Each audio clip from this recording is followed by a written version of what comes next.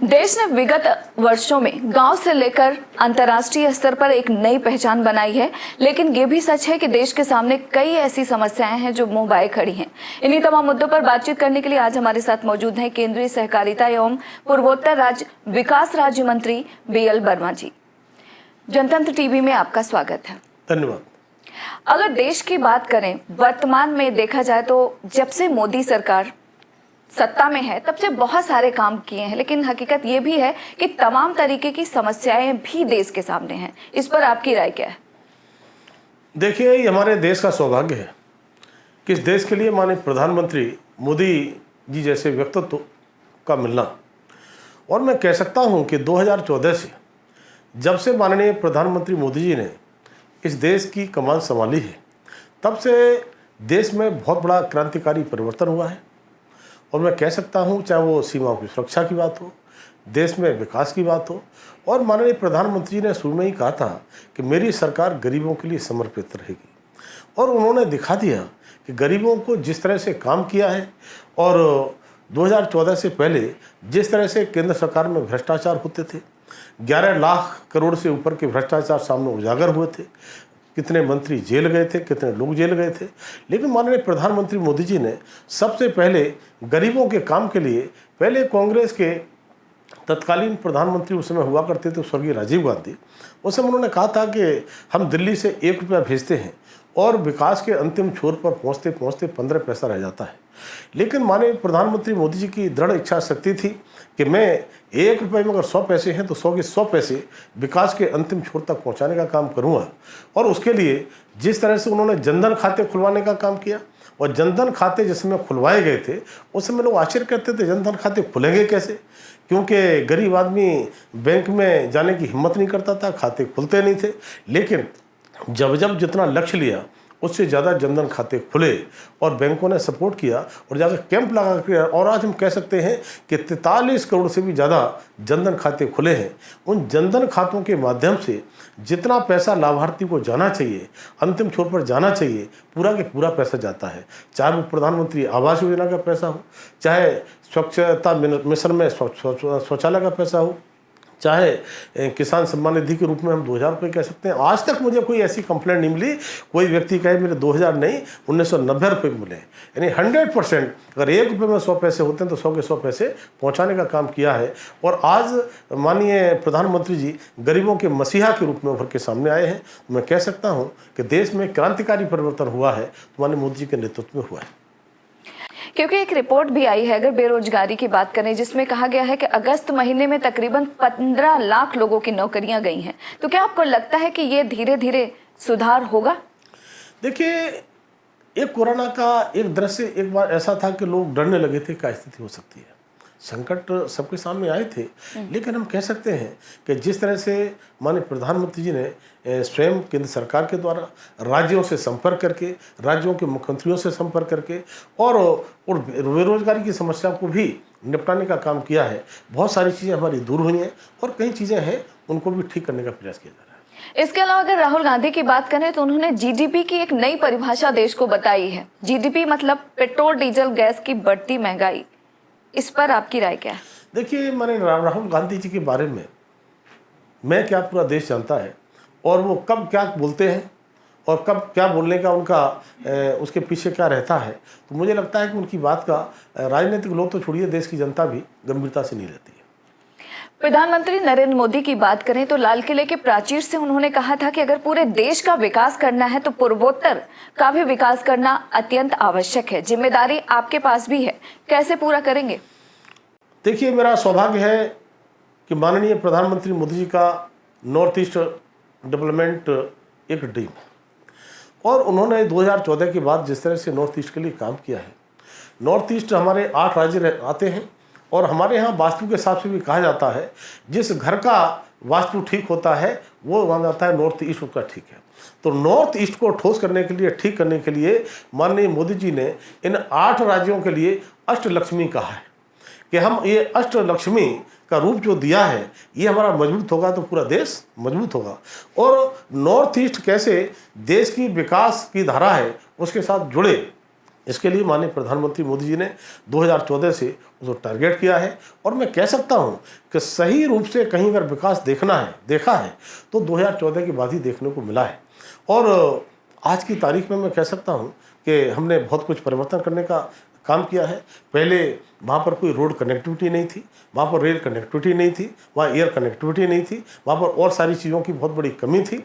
लेकिन उस समय ये 3.5% पॉपुलेशन देश का नॉर्थ ईस्ट में होता है।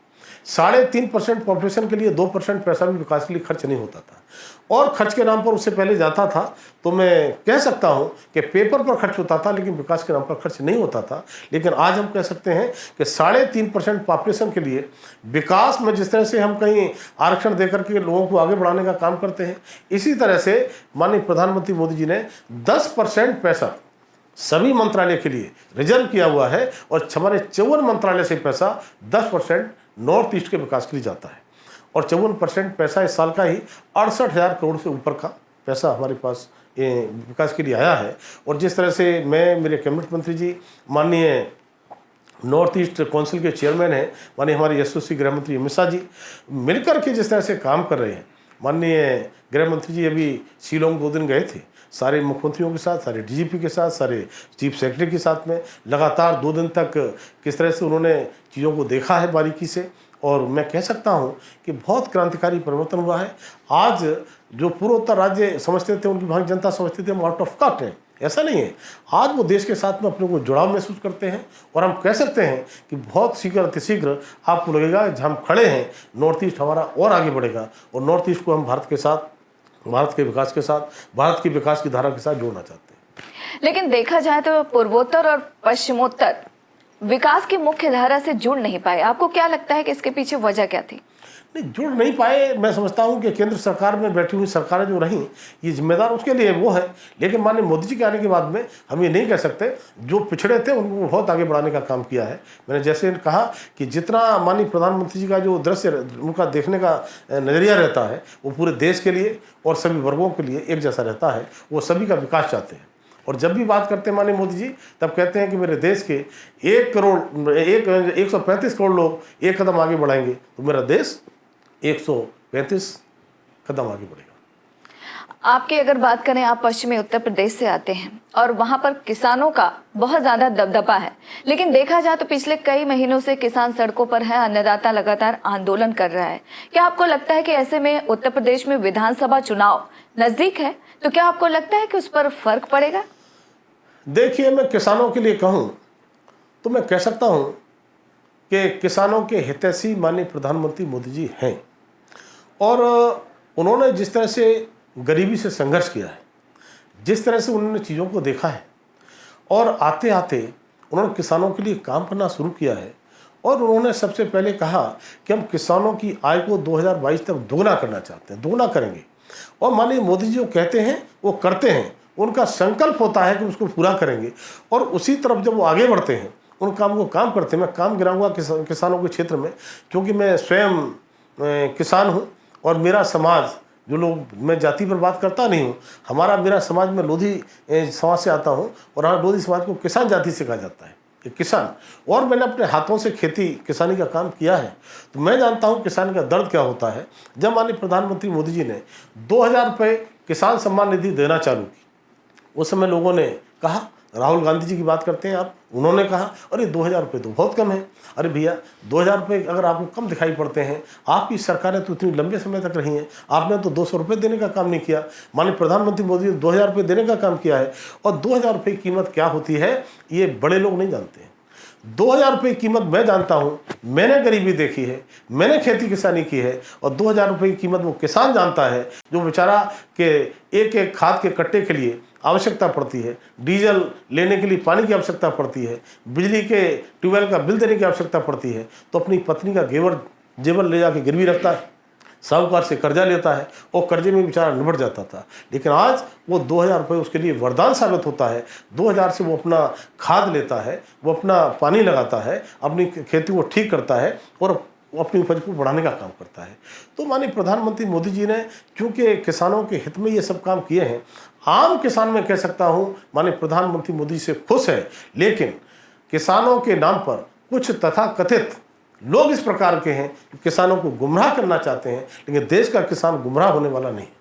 देश का किसान माननीय प्रधानमंत्री मोदी के साथ है, और जब जब चुनाव आए हैं तो किसानों ने ये जवाब भी दिया है कि हम माननीय मोदी जी के साथ हैं।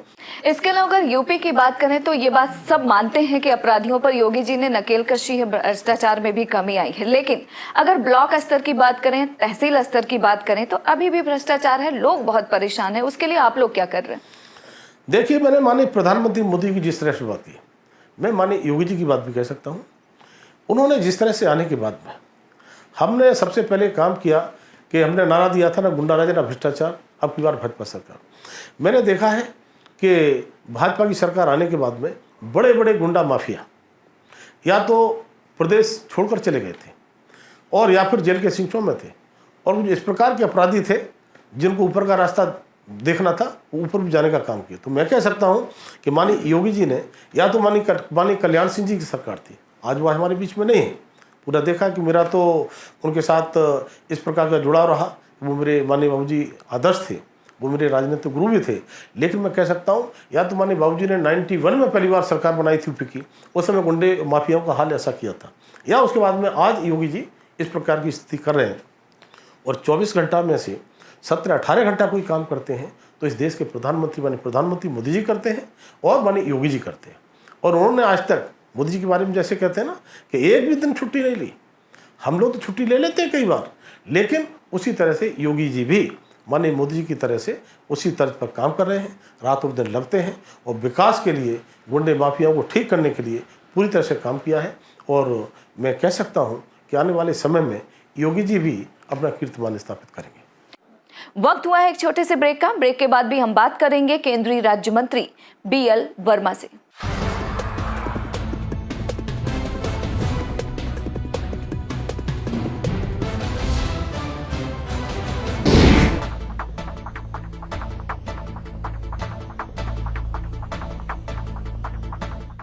ब्रेक के बाद आपका स्वागत है और हम बात कर रहे हैं केंद्रीय राज्य मंत्री BL वर्मा से। जैसे जैसे उत्तर प्रदेश में विधानसभा चुनाव नजदीक आ रहा है, देखने में ये आ रहा है कि तमाम राजनीतिक दल जातिगत राजनीति पर जोर दे रहे हैं, विकास की बात क्यों नहीं? देखिए, ये राजनीतिक लोगों की दृष्टि क्यों ऐसी जातिवाद की रहती है। भाजपा ने कभी जातिवाद की राजनीति नहीं की। हमने सभी समाजों को साथ लेके चलने का काम किया है, और जिस तरह से चुनाव जब आते हैं तो विरोधी दल के लोग सक्रिय हो जाते हैं।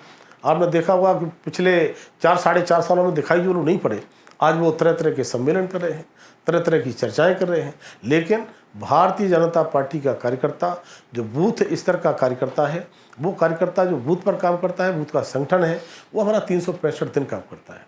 और मैं कह सकता हूँ, बूथ तक संगठन अगर है तो केवल भाजपा का है, और भाजपा का कार्यकर्ता मेरा बूथ सबसे मजबूत की परिकल्पना को साकार करने के लिए बेचारा काम करता है।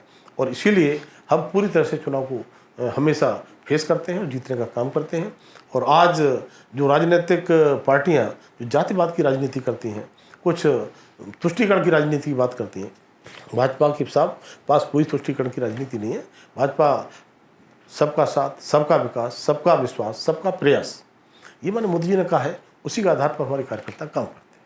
आपने कहा कि तमाम पार्टियां जातीय सम्मेलन कर रही हैं। बसपा ने ब्राह्मण सम्मेलन किया, उसके बाद समाजवादी पार्टी ने किया, लेकिन अब भारतीय जनता पार्टी भी पीछे नहीं है। प्रबुद्ध वर्ग के लिए वो भी सम्मेलन करने जा रही है, और वैसे अयोध्या से जो दलित लोग हैं उनके लिए भी सम्मेलन करने वाले। क्या आपको लगता है कि भारतीय जनता पार्टी की राज में वाकई ब्राह्मणों के साथ अच्छा नहीं हुआ है? देखिए, मुझे तरस आता है इन लोगों पर। ये जब चुनाव आते हैं तभी सब कैसे याद आता है, इससे पहले तो कभी कुछ कर नहीं रहे थे। ये चर्चाएं तभी शुरू होती हैं चुनाव में 6 महीने रह जाते हैं, वो तरह तरह की बातें इस प्रकार करते हैं। प्रबुद्ध सम्मेलन की जहाँ तक बात है, तो देखिए, आप उठाकर अपने चैनल को भी देखिए कि भारतीय जनता पार्टी हर वर्ष इस प्रकार के कार्यक्रम करते हैं, जो हर वर्ग के हम सम्मेलन करते हैं। कोई पहली बार हम नहीं कर रहे हैं, कोई हम चुनाव में नहीं करते हैं, हम चुनाव से बाद में भी करते हैं। और ये प्रबुद्ध सम्मेलन हो, हमारे युवा मोर्चे के सम्मेलन हो, हमारे पिछड़े सम्मेलन हो, हमारे किसान सम्मेलन हो, हमारे लिए कोई नई बात नहीं है। हमारे संगठन के ये अंग हैं, और संगठन का अंग होने के नाते हमारे संगठन नीचे तक युवा मोर्चे का है, नीचे तक किसान मोर्चा है, नीचे तक अल्पसंख्यक मोर्चा है, नीचे तक हमारा युवा मोर्चा है। तो इस प्रकार का जो है पिछड़ा मोर्चा है, तो वो जो काम करता है वो हमारा लगातार काम करता है। कोई चुनाव के पीरियड में हम काम नहीं करते हैं। ये सपा, बसपा, कांग्रेस इस प्रकार का काम करते हैं। लेकिन आपने नाम लिया ब्राह्मण सम्मेलन। ब्राह्मण बहुत सम्मानित समाज है, ब्राह्मण बहुत बुद्धिजीवी समाज है, वो सब जानता है। और ब्राह्मण भाजपा के साथ है, भाजपा के साथ था, भाजपा के साथ रहेगा। भाजपा के खिलाफ ब्राह्मण नहीं जा सकता, ऐसा मेरा विश्वास है। इसके अलावा अगर उत्तर प्रदेश की बात करें तो आम आदमी पार्टी भी चुनावी मैदान में है, ओवैसी भी है, सपा बसपा कांग्रेस पार्टी पहले से ही है। क्या आपको लगता है कि जब वोटों का बंटवारा होगा तो इसका सीधा फायदा भारतीय जनता पार्टी को होने वाला है? हम दूसरे क्या कर रहे हैं इस पर नजर नहीं रखते हैं। हम और हमारी पार्टी कार्यकर्ता क्या कर रहा है, और हमने इस बार तय किया है। हमने 2019 में सपा और बसपा इकट्ठे होकर लड़े थे। 2019 में कांग्रेस और सपा इकट्ठे होकर के लड़े थे यूपी में, पता है ना आपको। और जब इकट्ठे होकर के 2017 में लड़े थे, तब आपने हर सपा का और कांग्रेस का देखा। फिर उन्होंने सोचा, सपा के नेताओं ने, वही कांग्रेस का तो वोट बैंक नहीं था, बसपा का वोट बैंक है, इनके साथ लड़ते हैं। दोनों मिलकर लड़े 2019 में, तो 80 में से 64 सीटें जीतने का काम भाजपा ने किया। और इतना ही नहीं, हमने 51% वोट भी हासिल किया। तो जब 51% वोट हमारे पास है तो कितने ही दल इकट्ठे हो जाए, लेकिन हम 51 पर रुकने वाले नहीं हैं। इस बार हमने तय किया है कि 100 में 60% वोट तक ले जाना है। 9% वोट को हमें और बढ़ाना है, और 9% वोट बढ़ाने के लिए हम और हमारा संगठन पूरा काम कर रहा है। और आने वाले समय में हम यही नारा देने वाले हैं कि 100 में 60 हमारा है, बाकी में बंटवारा है। तो बंटवाने का काम वो करते रहें, 40 में से बांटते रहें, लेकिन 100 में से 60 हम ले लेंगे, और फिर से प्रचंड बहुमत की सरकार 2022 में भारतीय जनता पार्टी बनाएगी। आपके राजनीतिक गुरु कल्याण सिंह जी, किसी जमाने में आपको लोग उनका राइट हैंड कहा करते थे। उनके निधन के बाद क्या आपको लगता है कि भारतीय जनता पार्टी को खासतौर पे उत्तर प्रदेश में कितनी बड़ी नुकसान है? देखिए, माननीय बाबूजी कल्याण सिंह जी के जाने से निस्संदेह जो क्षति हुई है वो अपूर्णीय क्षति है। लेकिन माननीय बाबूजी ने जो स्ट्रक्चर समाज को दिया है, जिस तरह से भारतीय जनता पार्टी के नेतृत्व में कार्यकर्ताओं के लिए आगे बढ़ाने का काम किया है, मुझे पता है कि हमारा एक नारा था, वो नारा माननीय बाबूजी ने दिया था। कौन सा? 1 यूथ 20 यूथ, बहुत पहले दिया था, आज से 20 साल पहले। लेकिन उनके नारे को हम साकार कर पाए, उस समय नहीं चल पाया था। हमने सोचा 1 यूथ 20 यूथ नहीं होगा तो 10 यूथ हो जाएगा। पार्टी ने काम भी किया, लेकिन समय लगता है। लेकिन पार्टी ने उनके 1 बूथ 20 यूथ को पूरा ही नहीं किया है। 20 यूथ की जगह हमने 21 बूथ के जो है समिति बनाई है, और जहां हमारे बूथ ए श्रेणी के हैं वहाँ हमने 21 से ऊपर भी 2530 तक की समिति बनाने का काम किया है। हाँ, एक दौर था 90 का दशक, जिसमें हम संगठन कार्यकर्ता के रूप में काम करते थे। तो उस समय एक स्लोगन दिया, एक नारा लिखा करते थे, अटल, अडवाणी और कल्याण भाजपा के 3 प्राण। तो माननीय बाबूजी कल्याण सिंह जी का भारतीय जनता पार्टी के लिए, उत्तर प्रदेश को यहाँ तक पहुँचाने के लिए बहुत बड़ा योगदान रहा है। लेकिन पार्टी के कार्यकर्ता निश्चित रूप से माननीय योगी जी ने जिस तरह से माननीय बाबूजी कल्याण सिंह जी के लिए सराहा है, और उनके निधन पर माननीय प्रधानमंत्री मोदी जी हों, माननीय गृह मंत्री जी हों, हमारे रक्षा मंत्री जी हों, यानी देश के और प्रदेश के जितने हमारे बड़े लीडर थे, सभी ने जाकर के उनके लिए श्रद्धांजलि देने का काम किया है। और मैं कह सकता हूं कि माननीय बाबूजी के जो सपने थे, माननीय बाबूजी ने जो काम किया था, भारतीय जनता पार्टी निश्चित रूप से उसे पूरा करेगी। आप जन आशीर्वाद यात्रा जब आपका निकला था, तब आपने कहा कि उत्तर प्रदेश में भारतीय जनता पार्टी 60-40 का अंतर से जीतेगी। इतना कॉन्फिडेंस क्यों आपको? मैंने जन आशीर्वाद यात्रा निकली थी मेरी, इसलिए मैं यहाँ से मथुरा, आगरा, नोएडा, गाजियाबाद, बुलंदशहर, संभल, बदायूं, जो मैंने जनसैलाब देखा है। एक तो लोग कहते हैं जनसैलाब सुना था, लेकिन कार्यकर्ता और जनता जिस तरह से उमड़ रही थी और जैसे आशीर्वाद दे रही थी, माननीय प्रधानमंत्री मोदी जी अपने मंत्रियों का परिचय देने के लिए जो परंपरा रही है, उसके लिए जब सदन के सत्र में खड़े होते हैं तो हमारे विरोधी दल के लोग विरोधी पार्टियों के लोग शोर मचाने का काम करते हैं, हुहल्ला मचा करके उस पर्चे में बाधा पहुंचाने का काम करते हैं, तब मैं कह सकता हूं कि माननीय प्रधानमंत्री मोदी जी ने उसी समय सोचा होगा कि हमने अगर यह पर्चा देने का काम किया है, पर्चा नहीं होने दिया है, तो हम इन जन आशीर्वाद यात्राओं के माध्यम से हम अपने मंत्रियों को जनता के बीच में भेजेंगे और जनता के बीच में जाकर के प्रत्यक्ष वो संवाद भी करेंगे और आशीर्वाद भी लेने का काम करेंगे। और विपक्षी पार्टियों ने विरोध क्यों किया, शोर क्यों मचाया, उसके पीछे स्पष्ट है कि माननीय प्रधानमंत्री ने जिस तरह से एक गुलदस्ता सजाया जाता है, सभी फूलों को साथ में लेकर के उन्होंने पूरे देश से 27 ओबीसी मंत्री बनने का काम किया। उन्होंने SC ST के 20 मंत्री बनने का काम किया और ऐसा कोई वर्ग नहीं, ऐसा कोई समाज नहीं जिसमें से मंत्री न बनाया हो।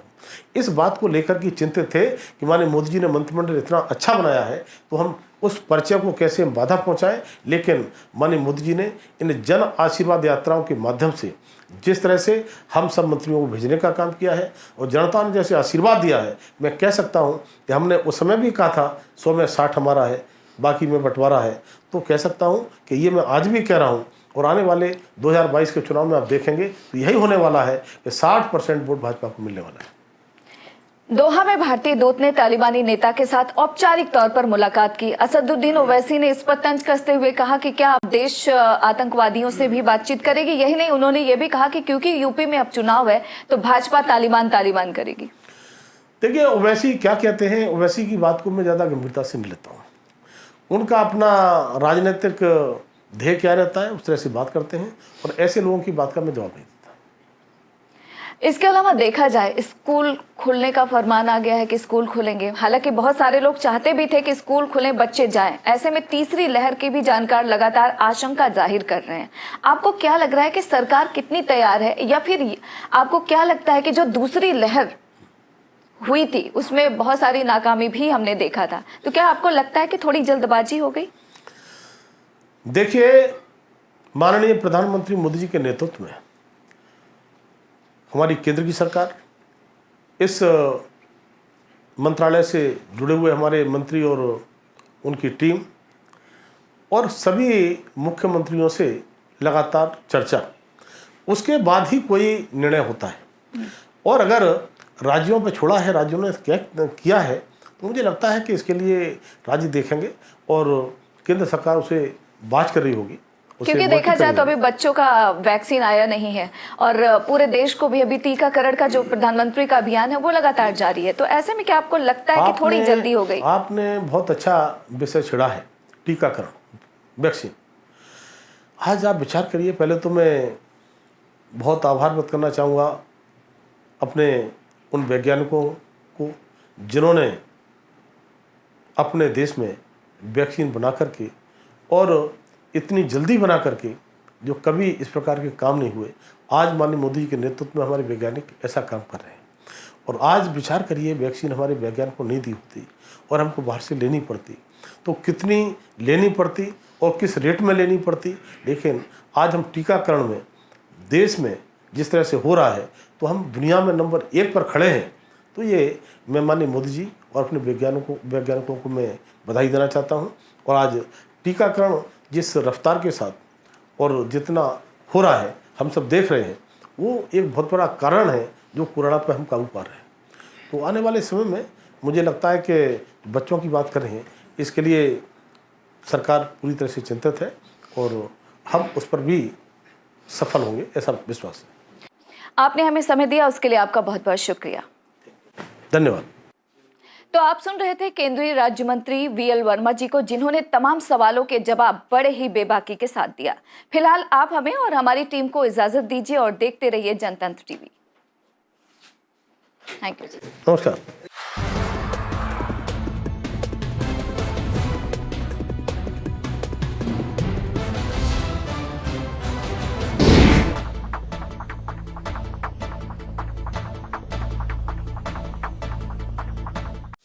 खबरों के निष्पक्ष विश्लेषण के लिए सब्सक्राइब करें Janatantra TV and press the bell icon. Never miss any update.